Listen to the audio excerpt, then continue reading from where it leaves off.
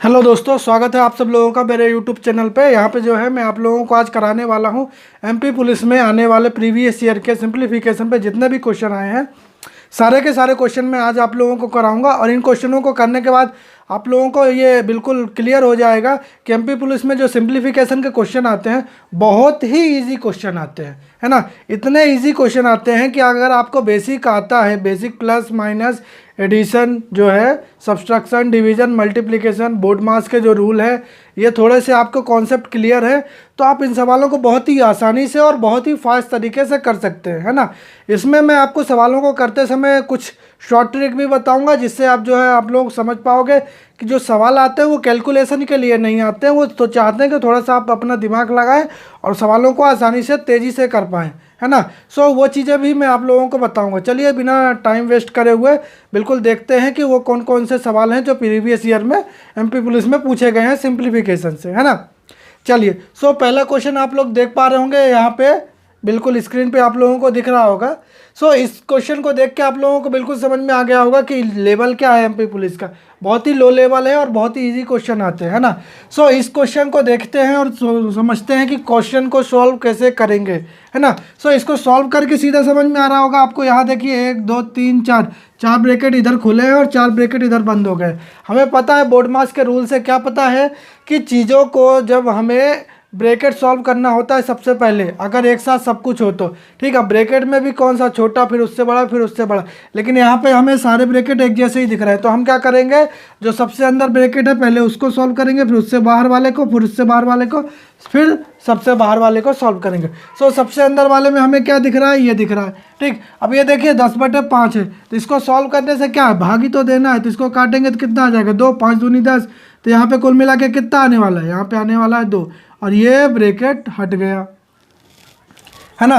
अब ये ब्रैकेट हटा तो ये अंदर क्या बचा, इस ब्रैकेट के अंदर 2/5 बचा, है ना। तो ये कुल मिला के कैसा हो गया है, 2/5 ये ब्रैकेट है, और यहाँ पे क्या है, इंटू में 20 है, और फिर एक और ब्रैकेट बचा है, और फिर ये प्लस 33 है, और इधर पे कितना है, 40 है, ठीक। ये सब आपको लिखने की जरूरत नहीं है, आपको मैं समझा रहा हूँ इसलिए यहाँ पे मैं ऐसा बता रहा हूँ। बाकी आप इसी को देख करके ही बिल्कुल मन में ही कैलकुलेशन कर सकते हैं। अब देखिए इसको है, इसको क्या सॉल्व करना है, सीधा सा 5 एकम 5, 5 चौको 20, ये 4 हो जाएगा, इन दोनों का मल्टीप्लिकेशन हो जाएगा तो कितना हो जाएगा, ये 8 हो जाएगा। ये पूरा ब्रैकेट सॉल्व होने के बाद मतलब क्या बच रहा है, 8 बच रहा है।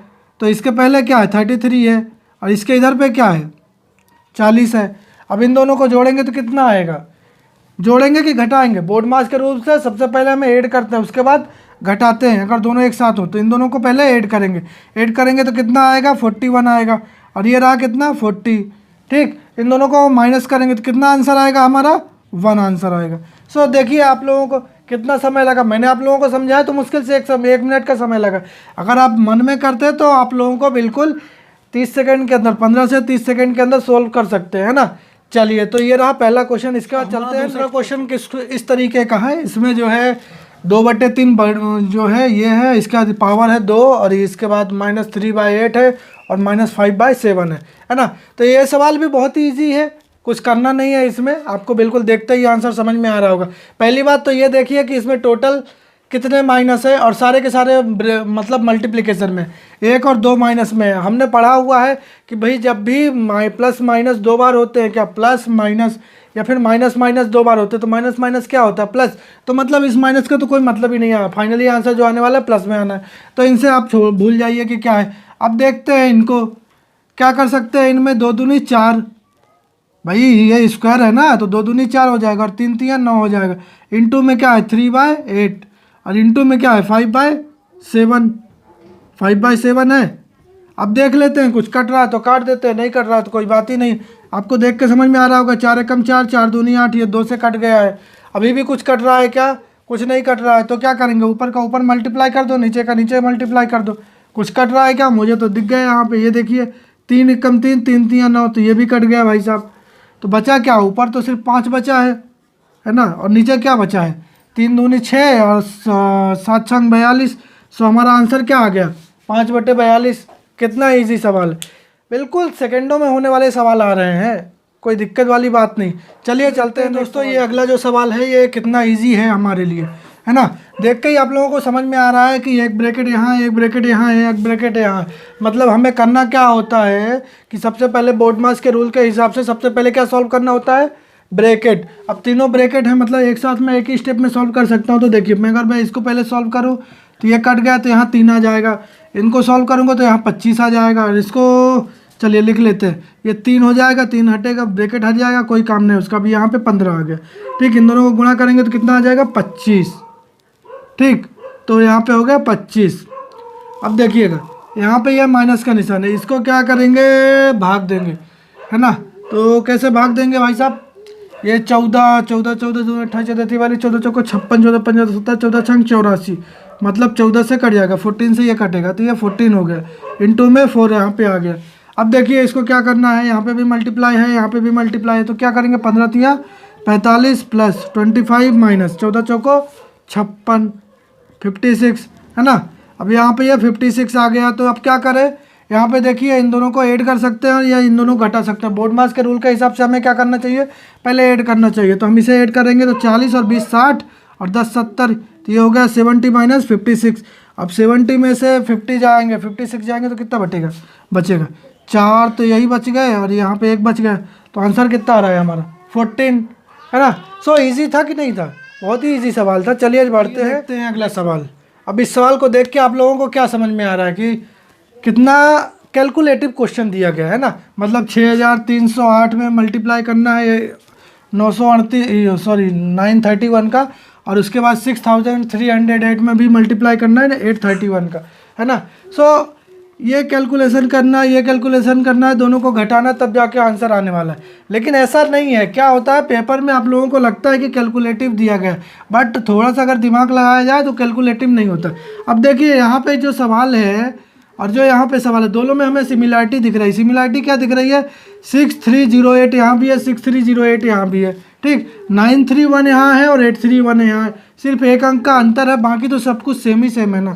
अब देखिए क्या करते हैं, अगर मैं इसको कॉमन ले लूँ, क्योंकि जब मल्टीप्लाई करने से आंसर आ जाएगा, ठीक है, कोई दिक्कत वाली बात नहीं। दोनों को मल्टीप्लाई करेंगे आंसर आएगा, और उसको घटा देंगे तो आंसर आएगा। बट उससे फास्ट आंसर लाना है तो हम क्या करेंगे, इन दोनों को कॉमन लेंगे। तो 6308 कॉमन लिए तो अंदर कितना बचा, 931 माइनस 831। आप लोगों को समझ में आ जाएगा। 931 831 में से नॉर्मली आपको क्या पता लगता है, घटाओगे तो कितना आएगा, 100 ही आएगा ना, 100 बचेगा। और यहाँ पे कितना है 6308। अब इन दोनों को मल्टीप्लाई करते हैं तो कितना आएगा, सिर्फ 2 जीरो ही तो बढ़ने हैं। कितना इजी सवाल था, है ना। मतलब पेन उठाने की भी ज़रूरत नहीं है, इतना इजी सवाल दिया जाता है। सो बिल्कुल आप लोगों को समझ में आ गया होगा। चलिए बढ़ते हैं हमारा अगला सवाल। अगले सवाल में आप लोगों को सवाल को देख के समझ में आ रहा होगा कि यहाँ पे करना क्या है, हमें x की वैल्यू फाइंड करनी है।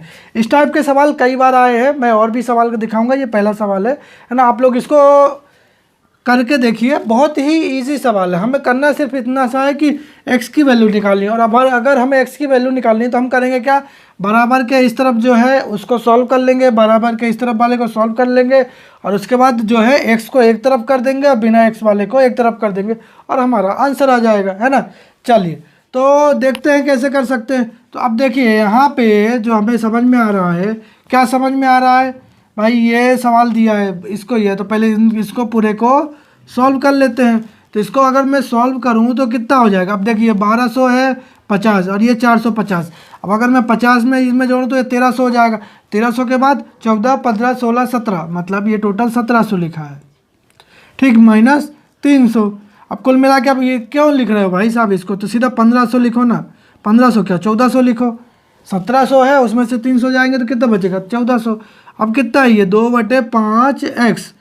अब 2/5x है तो इसको क्या करें, जो इधर है उसको उधर ले जाओ, जो उधर है इसको इधर ले जाओ। नहीं, x तो इधर रहने दो, बाकी सबको उधर ले जाओ। अब देखिए जो यहाँ मल्टीप्लाई में है वो इधर जाके डिवाइड में हो जाएगा, और जो इधर डिवाइड में है वो इधर जाके काय में हो जाएगा, मल्टीप्लाई में। तो यहाँ पे 5 काय में आ रहा है, डिवाइड में आ रहा है। डिवाइड में आ रहा है तो उधर काय में जाएगा, मल्टीप्लाई में। तो 151400 इंटू 5। 2 काय में है यहाँ पे है ये मल्टीप्लाई में, तो यहाँ काय में जाएगा, डिवाइड में। ये हो गया x। अब इसको सॉल्व करने से जो आंसर आएगा वो क्या होगा, हमारा आंसर होगा। अब देखिए इसको इससे भाग देंगे तो क्या आंसर आएगा। ज़्यादातर बच्चे क्या करते हैं, 2 एकम 2, 2 सत्ते 14। अरे भाई साहब ये 1400 लिखा है, 1400 का आधा क्या होता है, 2 से भाग दोगे तो 700 ही आएगा ना, है। तो 700 आ गया ये, और ये रहा 5। एक्स की वैल्यू क्या होगा, 7 5 35।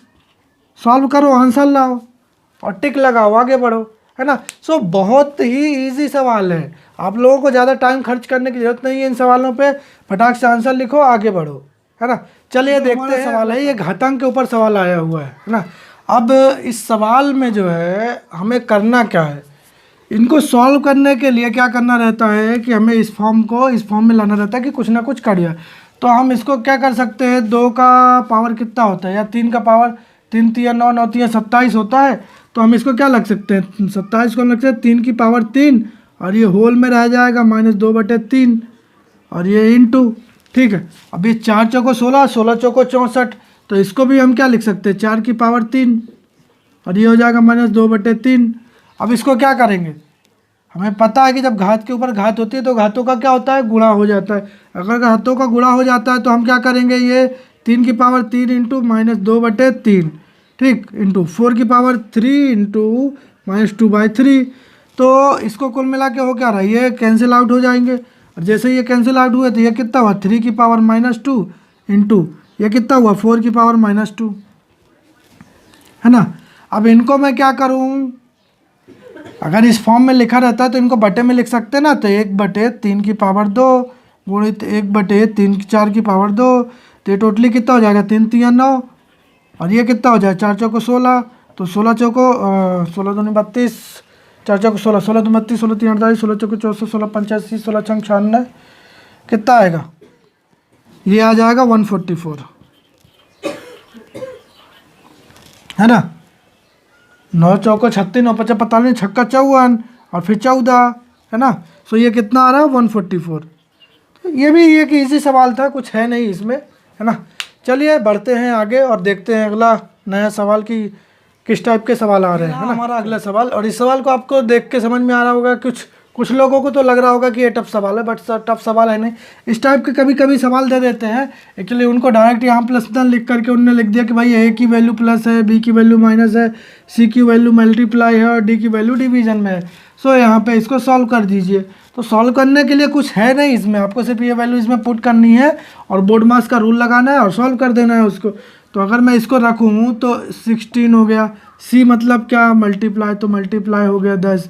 अब क्या है, बी, है ना, 10 के बाद बी है, बी मतलब माइनस, तो ये माइनस लगा दिया। इसके बाद 14, फिर ए मतलब प्लस, तो ये प्लस लगा दिया, फिर 24। उसके बाद क्या है, डी, डी मतलब डिवाइड, डिवीज़न, फिर क्या है 4, तो ये रहा 4। नॉर्मल सवाल, अगर ऐसे दे देते तो सब लोग खुश हो जाते, उनने थोड़ा सा ऐसा घुमा दिया तो आपको लगने लगा कि अरे इन्हें तो टफ सवाल दे दिया। नहीं, थोड़ा सा घुमाएगा कभी कभार, बट घूमने की ज़रूरत नहीं है, बहुत इजी सवाल है ना। अब देखिए इसमें बोर्ड मास का रूल अगर आपको पता है तो उस हिसाब से सबसे पहले क्या करते हैं, हम सबसे पहले डिवीजन करते हैं। तो इसका डिवाइड करेंगे तो कितना आएगा, 6 चौको 24, मतलब 4 छंग 24, ये 6 हो जाएगा। प्लस इन दोनों में पहले किसको सॉल्व करें, इसको सॉल्व करें ना। तो 10 में 116 गुणा करेंगे, कितना हो जाएगा, 160 माइनस 14, ये तो सॉल्व हो चुका है ना, तभी तो 6 आया है। अब देखिए इसमें क्या करना है, पहले प्लस या माइनस, तो पहले प्लस, तो इन दोनों को प्लस कर लो भाई, कितना होगा, ये 160 और ये 6 है तो 166 हो जाएगा। 166 माइनस 14, इसको घटाएंगे तो कितना बचेगा, यहाँ पे 2, यहाँ पे 5 और यहाँ पे 1, तो 152 आंसर है। इजी सवाल था कि नहीं था ना, एक ना, मतलब एकदम इजी सवाल आते हैं, कोई टेंशन नहीं है, फटाफट सवाल करो और आगे बढ़ो। सिंपलीफिकेशन से डरने वाली बात नहीं है, कुछ टॉपिक हैं जो है, लेकिन उनके भी सवाल जो है बहुत इजी आते हैं, और मैं वो सवाल के उनके टॉपिक के वाइज जो है इनके प्रीवियस ईयर के क्वेश्चन पेपर मैं लेके आऊँगा और आप लोगों को सवाल करा के दिखाऊंगा और बताऊंगा कि बिल्कुल इजी सवाल है ना। सो घबराइए मत और ज़बरदस्त तैयारी करिए और लगे रहिए, और बिल्कुल आप लोगों का सिलेक्शन होगा, है ना। सो मिलते हैं नए वीडियो में, धन्यवाद।